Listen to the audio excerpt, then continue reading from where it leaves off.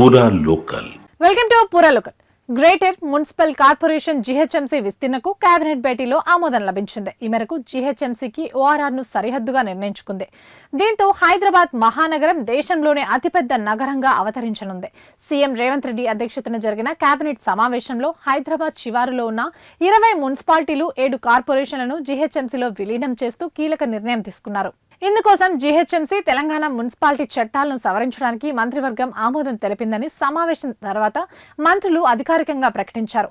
విలీన ప్రక్రియలో అన్ని వర్గాలను పరిగణలోకి తీసుకుంటామని చెప్పారు. విలీనం కానున్న మున్సిపాలిటీల్లో కొన్నింటి పరిధి ఓఆర్ఆర్ అవతల కూడా విస్తరించి ఉందన్నారు. ప్రస్తుతం 150 మున్సిపల్ డివిజన్లతో ఉన్న జీహెచ్ఎంసీ పరిధి కొత్త వాటి విలీనంతో మూడింతలు పెరగనుంది. నగర పరిధి దాదాపు 2735 చదరపు కిలోమీటర్లు ఉండనుంది. జనాభా దాదాపు 2 కోట్లు ఉంటుంది. తాజాగా విలీనం కానున్న 27 మున్సిపాలిటీలు కార్పొరేషన్ల పాలక మండళ్ల గడువు ముగిసి చాలా కాలమైంది. అక్కడ ఎన్నికలు నిర్వహించకపోవడంతో ప్రత్యేక అధికార పాలన కొనసాగుతుంది.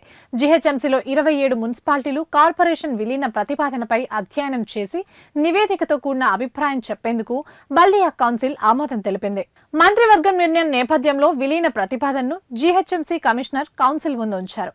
జీహెచ్ఎంసీ చట్టం 1955 ప్రకారం విలీన ప్రతిపాదనపై అవసరమైన అధ్యయనం చేసి అభిప్రాయం తెలపాలని ఈ నెల 21న సర్కారు బల్దియాకు మెమో పంపింది.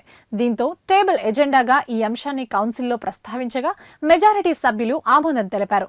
విలీన ప్రతిపాదనపై ఎంఐఎం అభ్యంతరం వ్యక్తం చేసింది. అయితే సర్కారు నిర్ణయంపై అభ్యంతరం తెలపడం సబబు కాదంటూ అభిప్రాయం చెప్పాలన్న ప్రతిపాదనను ఆమోదిస్తున్నట్టు మేయర్ ప్రకటించారు.